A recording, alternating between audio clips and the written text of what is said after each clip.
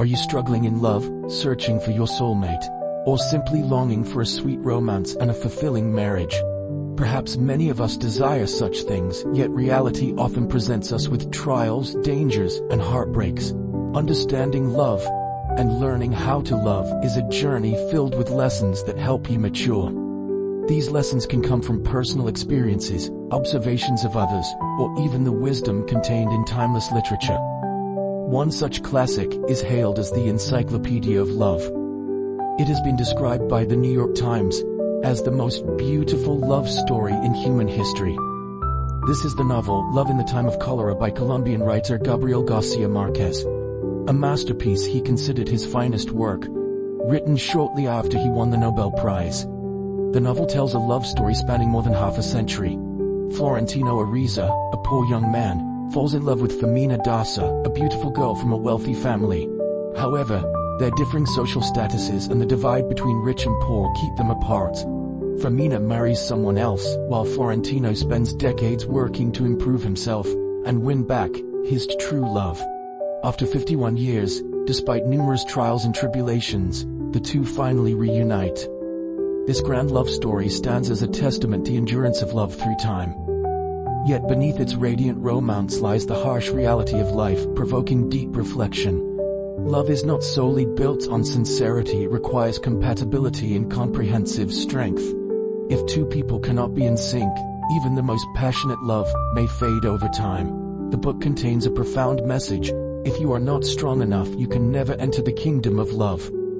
Love is a harsh and demanding realm, where women often yield only to men with strength and capability, those who can offer them a sense of security. This desire for safety arises from the trials life inevitably brings.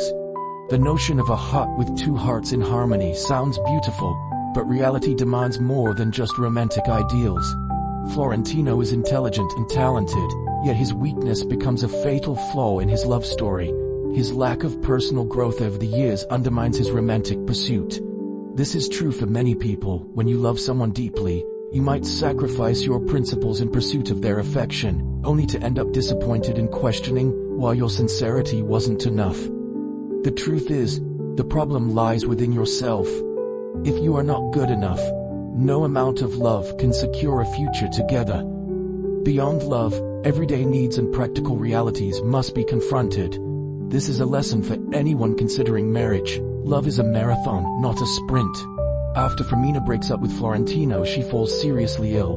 Her father, believing she has cholera, calls in Dr. Juvenal Urbino. The doctor, captivated by Femina's beauty at first sight, catches her father's attention. Seeing the potential benefits of this match, Femina's father encourages their relationship.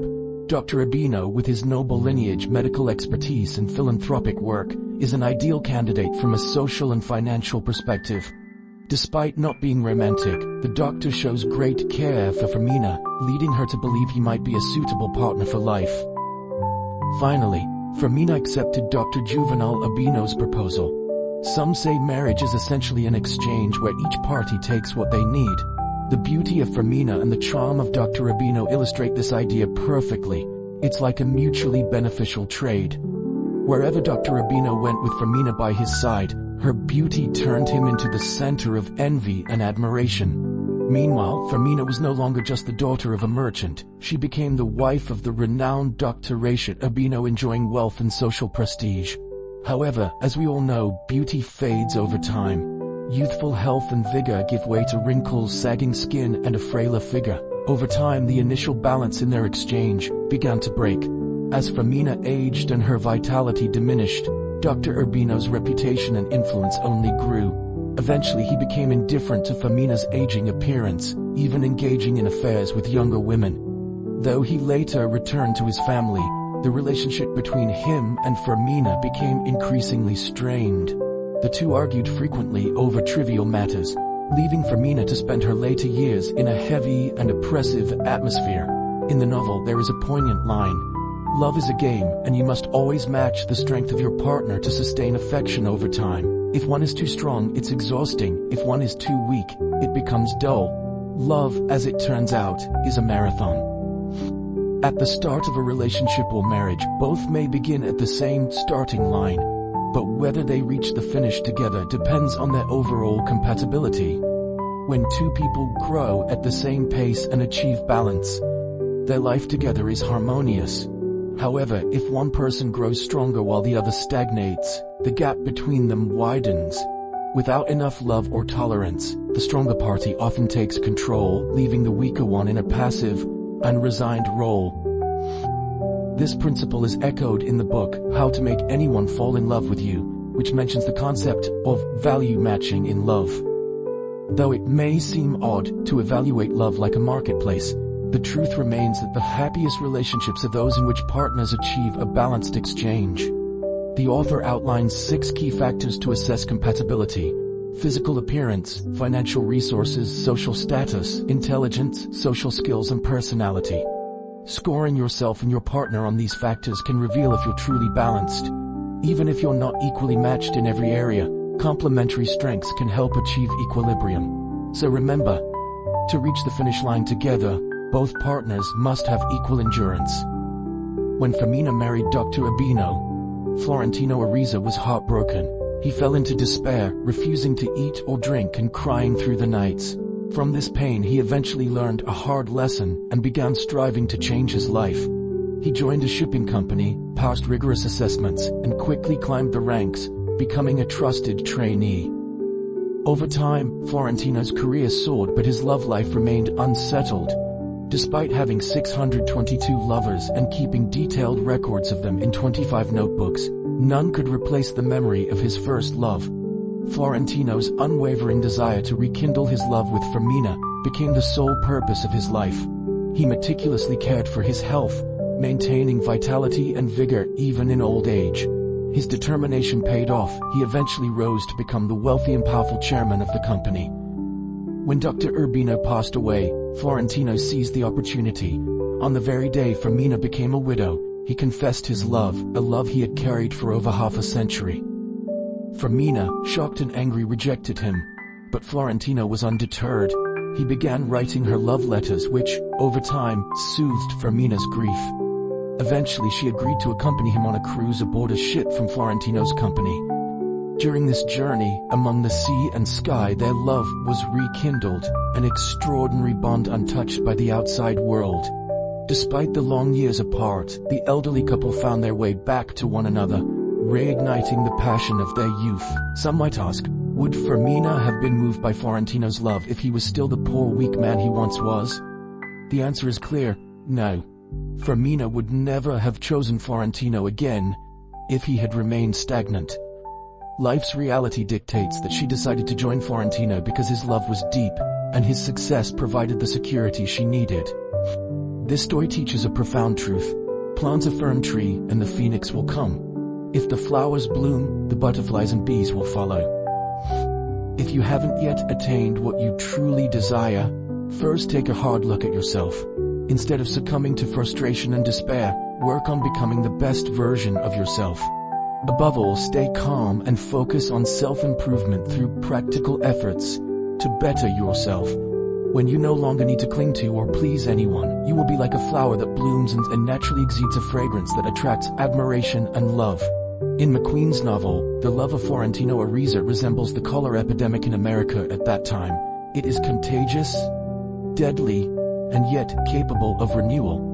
For Florentino, his half-century-long pursuit of love was like an unshakable pain he could not let go of.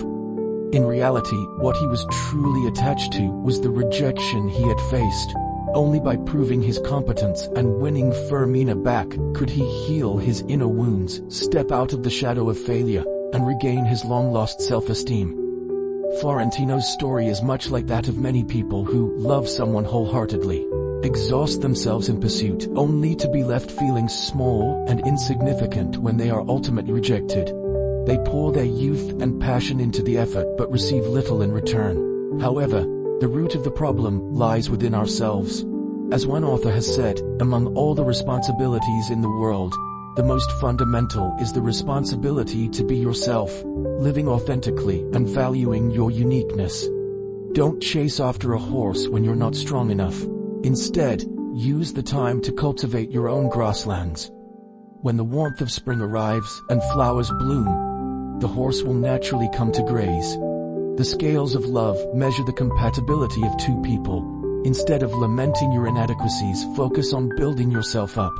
Love begins with becoming an exceptional version of yourself. By constantly improving and allowing yourself to shine, you will illuminate your own path and attract the love of your life.